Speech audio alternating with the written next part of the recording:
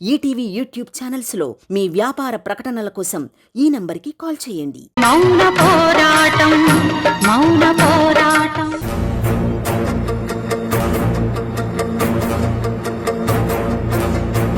నక్షత్ర, బట్టలు సర్దుతున్నావేంటి? మనమేమన్నా ఊరెళ్తున్నామా? నీ సంగతి నాకు తెలీదు. నేను మాత్రం వెళ్తున్నాను. నువ్వెళ్ళడం ఏంటి? నేను ఈ ఇంటి నుంచి కొంతకాలమైనా దూరంగా ఉండాలనుకుంటున్నాను. అందుకే బట్టలు సర్దుకుంటున్నాను. నేను ఇంటి నుంచి వాళ్ళని పొమ్మంటుంటే వాళ్ళిక్కడే అతుక్కొని ఉంటున్నారు. ఇక్కడే ఉండే హక్కు ఉన్నా నువ్వు వెళ్తా అంటున్నావేంటి?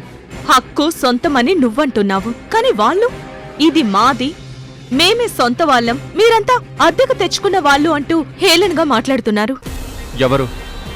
ఎవరు నిన్ను హేళన చేసింది? ఆ ద్వారకగాడేనా? ఎవరు హేళన చేశారు? ఎవడాడు ఆ మాట అన్నది?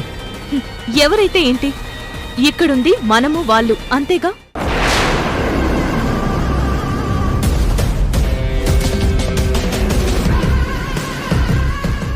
అయినా అమెరికాలో హ్యాపీగా లైఫ్ లీడ్ చేస్తున్న దాన్ని, నీ ప్రేమ కోసం ఇక్కడికొచ్చాను.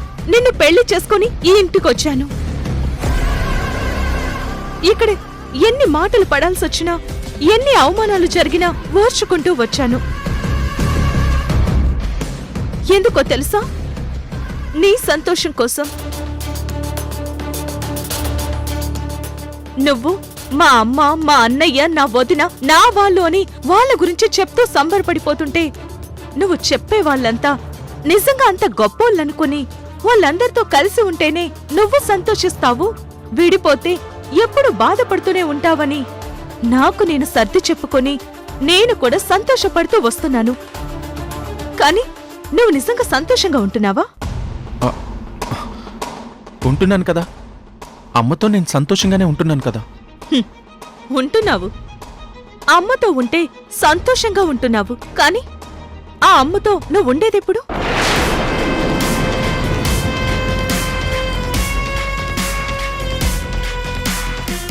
అసలు అమ్మతో అట్లీస్ట్ ఏదైనా ఒక్క అకేషన్ అయినా గడపగలుగుతున్నావా? గడపనిస్తున్నారా వాళ్ళు?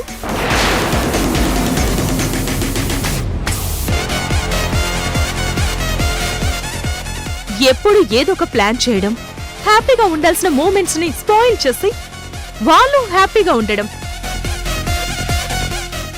నిన్ను బ్యాడ్ చేయడం, నిన్ను టెన్షన్ పెట్టడం, నిన్ను బాధ పెట్టడం, ఎప్పుడు ఇదేగా జరుగుతుంది.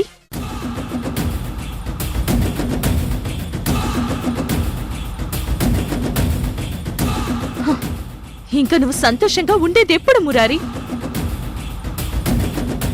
నీ సంతోషాన్ని చూసి నేను హ్యాపీగా ఉండేదెప్పుడు? నీ నవ్వు మొహం చూసి ఎన్ని రోజులైందో తెలుసా మురారి? నాకు ఎంత బాధగా ఉంటుందో తెలుసా నీకు? అరే, మీ అమ్మ మీద 23 ఏళ్లుగా నువ్వు పెంచుకున్న ప్రేమ మొత్తాన్ని ఒక పక్కకు తోసేసి 1 ఇయర్, జస్ట్ 1 ఇయర్లో అమ్మంటే ప్రాణం ఉన్నట్టు క్రియేట్ చేసేశాడు ఆ ద్వారకా గారు. ఇన్నేళ్లుగా తనకి అమ్మ ఉందనే విషయమే ఆయన గుర్తు రాలేదా? గుర్తుంటే అమ్మ కోసం వెతికి తనే అమ్మ దగ్గరికి చేరేవాడుగా. అన్నేళ్లు అస్సలు వెతకలేదు. అమ్మ లేకుండా హ్యాపీగా పెరిగాడు. ఇప్పుడు అత్తయ్యగారే ఆయన్ని తన కొడుకు అని తెలుసుకుని తన దగ్గరకు తీసుకున్నారు. ఇప్పుడేమో లేని ప్రేమనంతా ఒలకపోసి నిన్ను మీ అమ్మని వేరు చేయాలని చూస్తున్నాడు. అసలు నువ్వు కాబట్టి ఇంత జరిగినా ఇంకా వాళ్ళని క్షమించేస్తున్నావు. నాకు నీకున్నంత పేషెన్స్ లేదు. నేను నీ ప్లేస్లో ఉండి ఉంటే ఎప్పుడో వాళ్ళని బయటికి పంపించేసేదాన్ని, లేదా నేనన్నా వెళ్ళిపోయేదాన్ని.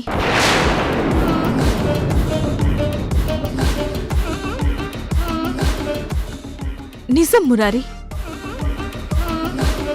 నువ్వు కాబట్టి అటు మీ అమ్మని బాధ పెట్టడం ఇష్టం లేక, ఇటు వాళ్ళని బయటకు పంపించలేక మధ్యలో ఎంత నలిగిపోతున్నావో నీ బాధ చూసి నేను భరించలేకపోతున్నాను.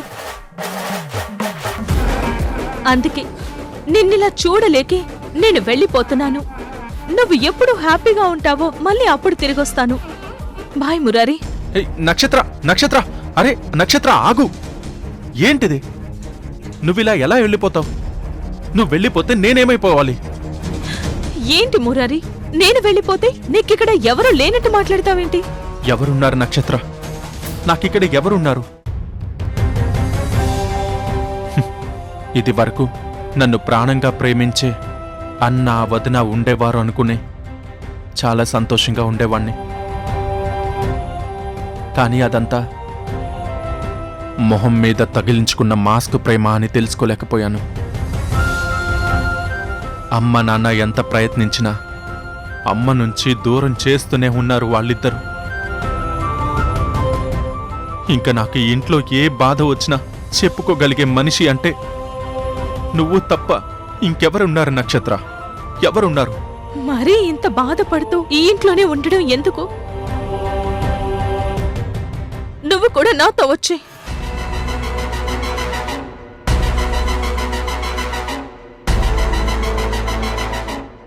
వాట్? నీతోనా? అదే, నువ్వు బయటకొచ్చే, నేను నీతో వచ్చేస్తాను. ఇక్కడ ప్రశ్న నేను నీ వెంట రావడమో నువ్వు నా వెంట రావడమో అన్న ఈగోసెంట్రిక్ కాదు. మనిద్దరితో అమ్మ వస్తుందా రాదా అని.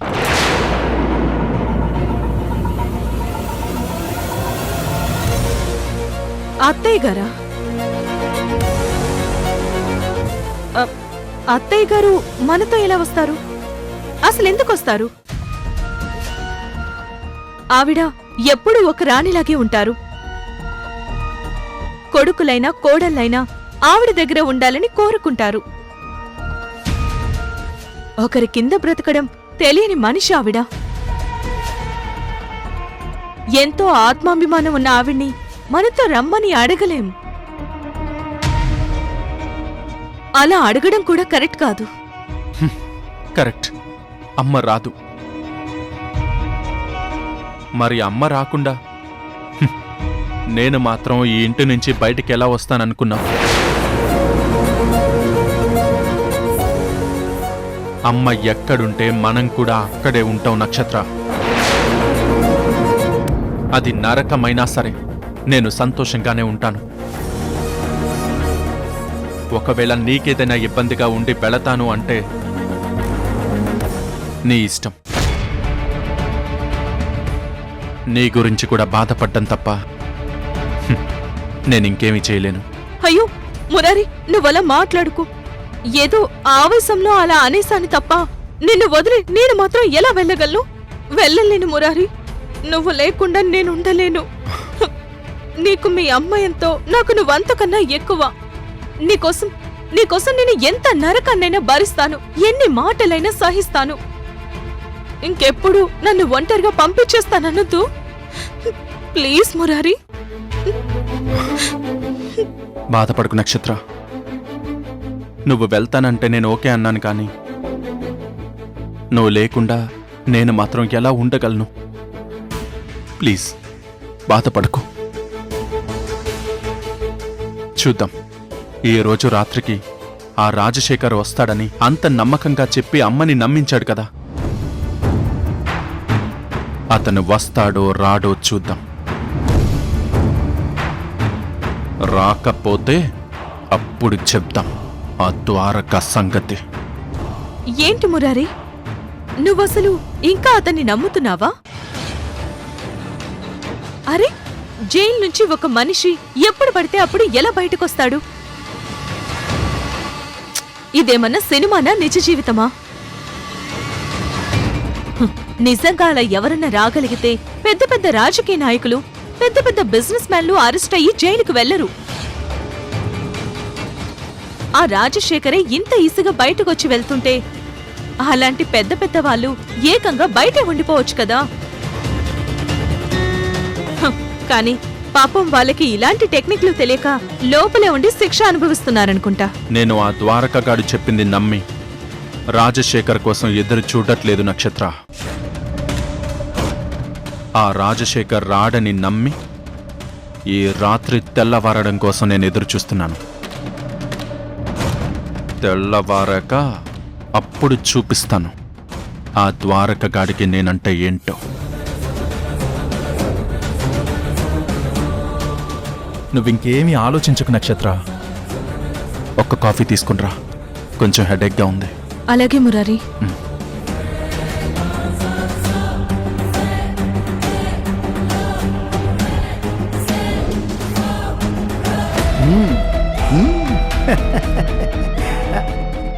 ఏంటి మామయ్య? అబ్బబ్బబ్బబ్బా, ఏం తెలివినిది! ఓ మనిషిని ఎంతో చక్కగా, ఎంతో పద్ధతిగా, చక్కగా కుచ్చిళ్లు పోసి ఓ చీర కట్టుకున్నట్టుగా ఎంత అందంగా పొల్యూట్ చేస్తున్నావు. పొల్యూట్ ఏంటి? నేనేమన్నా దుర్గనా? మురారి చెవులో చెడు మాటలు నూరిపోస్తున్నానా? అబ్బే లేదమ్మా, నువ్వేం చెడు చేయట్లేదు. జస్ట్ రాయిని పైకి రాయిలాగే ఉంచుతున్నావు. లోపల మాత్రం నీకు కావలసిన ముఖాన్ని చెక్కేస్తున్నావు. హ, నిజంగా నీకున్న తెలివితేటలు మా అక్కకుండుంటే అది పాటికి దుర్గని చంపేసి తాను బతికుండేది. అమ్మని చంపేసి దుర్గ మాత్రం బ్రతికిపోతుందా మామయ్య? బ్రతుక్కి చావుకి మధ్య వేలాడుతూ ఎందుకీ బ్రతుకు అని తన మీద తనకి అసహ్యం పుట్టేలా చేస్తాను. ఈ రోజు రాత్రి గడిచాక రేపు తెల్లవారగానే దుర్గకి టార్చర్ చూపిస్తాను. చూపిస్తావు. నాకా నమ్మకం ఉంది. ఇప్పటికే చాలా చూపిస్తున్నావు కదా, చూపించు. ఆ,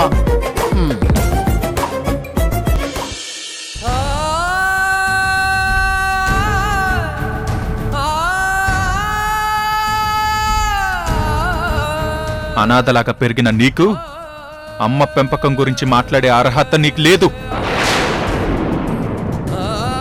కానీ ఏదో ఒక రోజు అమ్మకి నీ గురించి నిజం తెలుస్తుంది. అప్పుడురా నిన్ను కుక్కని కొట్టినట్టు కొట్టి ఈ ఇంట్లోంచి బయటికి తోసేస్తాను.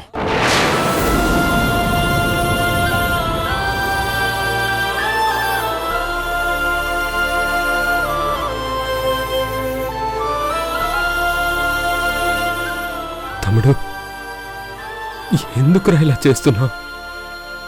నేనేం తప్పు చేశానురా? నీ మాటలు భరించలేకపోతున్నానురా. గుండె పగిలిపోతుంది. సార్, ఏంటి చారి గారు? సార్ ఏంటి సార్ ఇది? చిన్నపిల్లల్లా ఊరుకోండి సార్. వాడంటే నాకెంత ఇష్టమో మీకు తెలుసుగా చారి గారు. ఎప్పుడు నాతోనే ఉంటాడని, చిన్నప్పటి నుంచి నేను కోరుకున్న తమ్ముడి ప్రేమని చనిపోయే వరకు అందిస్తాడని ఎన్నో ఆశలు పెట్టుకున్నాను. అమ్మ ప్రేమతో పాటు అన్న తమ్ముడి ప్రేమ కూడా ఒకేసారి దొరికేసింది అని, దేవుడు నాకు జాక్పాట్ ఇచ్చాడని సంబరపడిపోయాను. కానీ వాడు ఇలా మారిపోతాడని నేను అస్సలు ఊహించలేదు. ఒక తల్లి కడుపున పుట్టకపోయినా మీరిద్దరూ ఇంత ప్రేమగా ఎలా ఉండగలుగుతున్నారని మేమంతా చాలా ఆశ్చర్యపోయేవాళ్ళం సార్.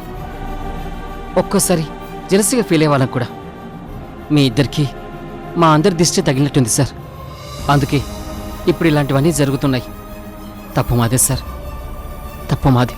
అసలు వాడు నా జీవితంలోకి ఎందుకు వచ్చాడు చారి గారు? వచ్చి ఇన్ని రోజులు ఇంత ప్రేమని ఎందుకు పంచాడు? దీనికంటే అసలు నా జీవితంలోకి రాకపోయినా బాగుండేదిగా చారి గారు. సార్ వద్దు సార్, ప్లీజ్ మీరు అలా బాధపడకండి సార్. మీ బాధ చూసి నేను తట్టుకోలేకపోతున్నాను సార్. ఇది ఓదారిస్తే తగ్గిపోయే బాధగా చారి గారు. చిన్నతనంలో ఆడుకుంటున్నప్పుడు తమ్ముడు తోసేస్తే అన్న మోకాళ్ళు రోడ్డు మీద గీరుకుపోయిన బాధ అయితే మా కాసేపేడిస్తే పోతుంది. ఇప్పుడు నా తమ్ముడు నా గుండెని రోడ్డు మీదకి తోసేశాడు. కింద పడి గీరుకుపోయి దీనికి గాయమై రక్తం కారుతూ ఉంది. సార్ మీరు చాలా గ్రేట్ సార్. తోడబుట్టకపోయినా మీ తమ్ముడి మీద మీరు ఎంతో ప్రేమ చూపిస్తున్నారు. ఇంత ప్రేమని అందుకోలేని మురారి నిజంగా దురదృష్టవంతుడు సార్. దురదృష్టవంతుడు వాడుగా చారి గారు. నేను వాడెప్పుడు అదృష్టవంతుడే. పుట్టిన వెంటనే నేను అమ్మకు దూరం అయ్యి అమ్మ ప్రేమంటే ఏంటో తెలియకుండా పెరిగిన బాల్యం నాది. కానీ మురారి బాల్యం అంతా మా అమ్మ దగ్గరే గడిచింది. అప్పుడు నేను పొందాల్సిన మా అమ్మ ప్రేమ మొత్తాన్ని మురారే పొందాడు.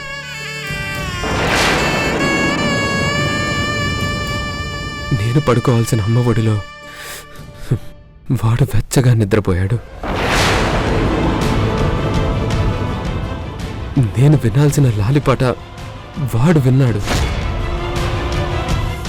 నేను తినాల్సిన గోరుముద్ద, నేను వినాల్సిన అమ్మ కథలు, నేనెక్కాల్సిన అమ్మ భుజాలు,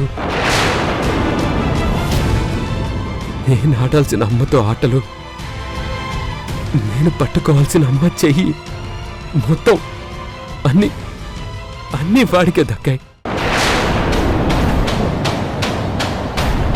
నా బాల్యం ఉండాల్సిన చోట వాడుంటే దురదృష్టవంతుడు అంటారండి చారి గారు.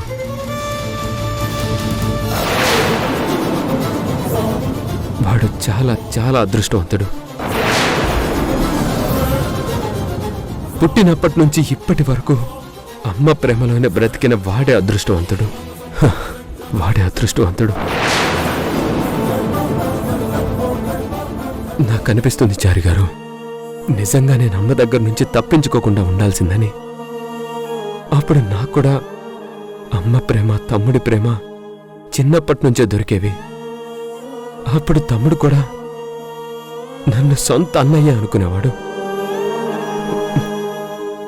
అప్పుడు వాడు నన్ను ఇలాంటి మాటలనేవాడు కాదు.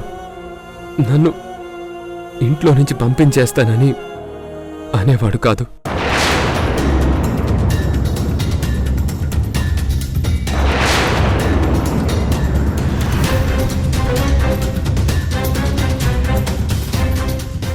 తమ్ముడు తమ్ముడు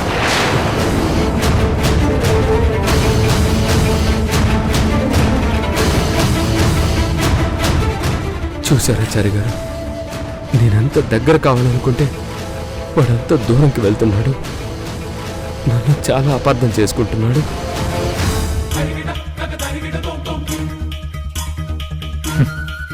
వాడు అనుభవించాల్సిన బాల్యం, వాడు చూడాల్సిన అమ్మ ప్రేమ అన్నీ నేను దక్కించుకున్నానని వాడిన్ని రోజులు జలసిగా ఉంటూ పైకి ప్రేమ నటిస్తున్నాడా? అందుకే అమ్మకి నన్ను దూరం చేసేస్తే మొత్తం అమ్మ ప్రేమంతా వాడికి సొంతమని ప్లాన్ చేశాడా? బా చెప్తా. ఈ నైట్కి రాజశేఖర్ రాకపోతే రేపు చెప్తా ఈ ద్వారక పని చెప్తా.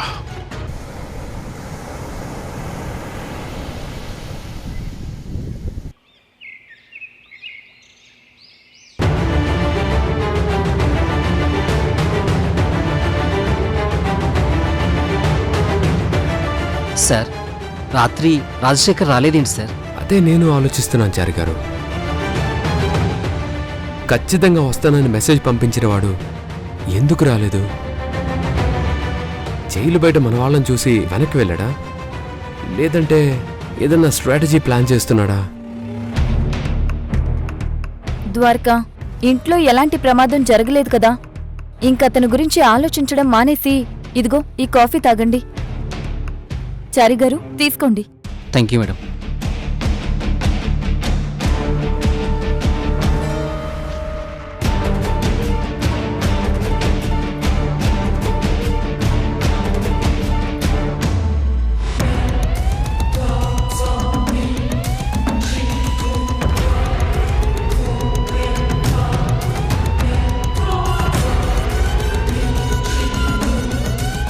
మురారి, మురారి లెగ్గు. ఏంటి నక్షత్ర, ఆ అవంతి ఇంట్లోనే ఉంది. ఏంటి? అవును, అవంతి ఇంట్లోనే ఉంది. రా, కావాలంటే చూద్దు. రా.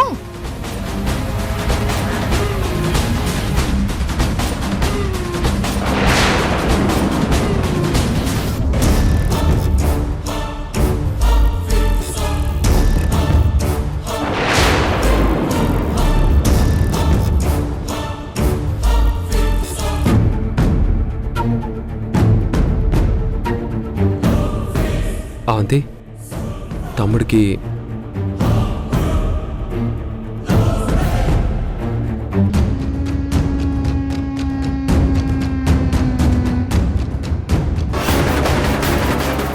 మురారి, కాఫీ.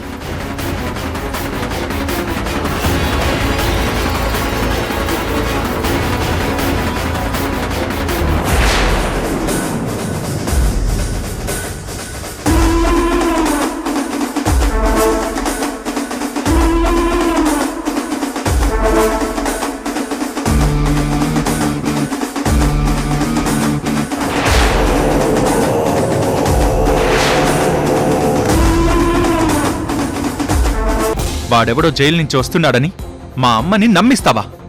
మోసం చేస్తున్నావురా నువ్వు. వద్దు, అలా మాట్లాడొద్దు. ఏ అంటాన్రా, నువ్వొక మోసగాడివి.